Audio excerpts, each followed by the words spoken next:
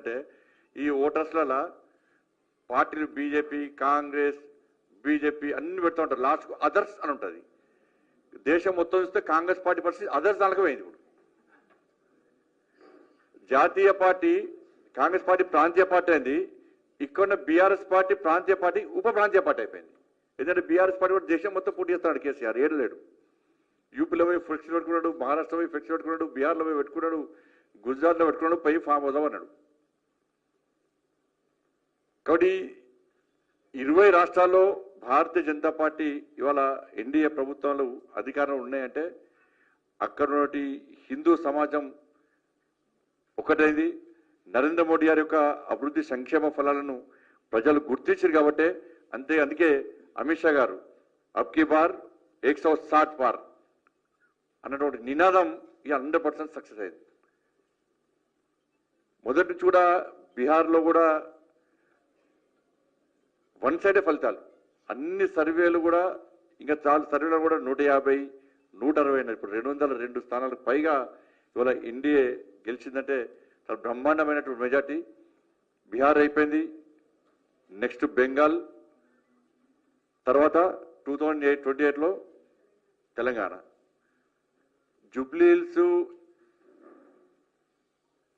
ఎన్నికలు కూడా సరే ఇంతకుముందు అందరు పెద్దలు చెప్పారు. ముఖ్యంగా బీహార్ ఎన్నికలకు సంబంధించి దేశవ్యాప్తంగా కూడా అనేక సందర్భాల్లో చర్చ జరిగినాయి. కాంగ్రెస్ పార్టీ ఓట్ చోరీ పేరు మీద ఇవాళ కాంగ్రెస్ పార్టీ ఆరోపణ చేసింది.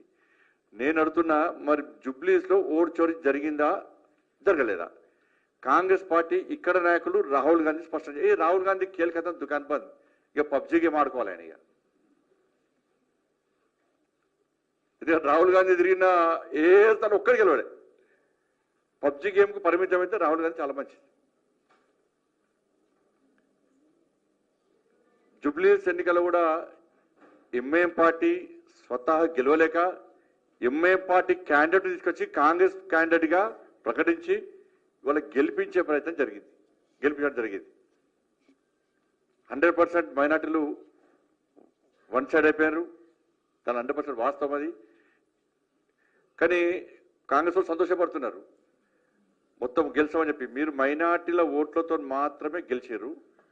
ఇక నెక్స్ట్ తెలంగాణ రాష్ట్రంలో హిందూ సమాజం జాగృతం కావాలి, జాగృతం చేయాలని చెప్పి ఆలోచనతోని భారతీయ జనతా పార్టీ కార్యకర్తలు ఇంకా కసిగా తిరుగుతాం. ఈ తెలంగాణ రాష్ట్ర అభివృద్ధి విషయంలో తెలంగాణ సమాజానికి అప్పీల్ చేస్తున్నాం. మేము బీహార్లో అభివృద్ధి కోసం ప్రజలు ఆలోచించి నరేంద్ర మోడీ గారి ప్రభుత్వాన్ని ఏర్పాటు చేసుకున్నారు. ఈ తెలంగాణ రాష్ట్రంలో అభివృద్ధి పూర్తిగా కుంటుపడిపోయింది. రాష్ట్ర ముఖ్యమంత్రి ఒక్క పైసా లేదంటున్నాడు. స్థానిక సంస్థలకు ఒక్క పైసా కూడా ఇంతవరకు ఇవ్వలేదు.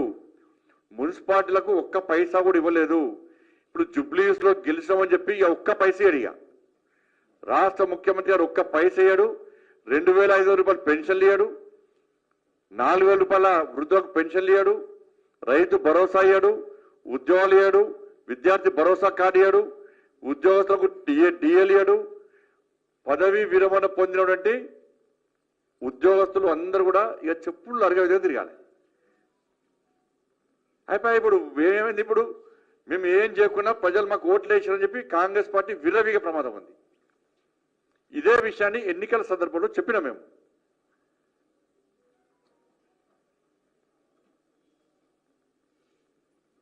ఇక ఇదే హుషారుతో వాళ్ళు ఇక లోకల్ పార్టీ ఎలక్షన్ పోతారు.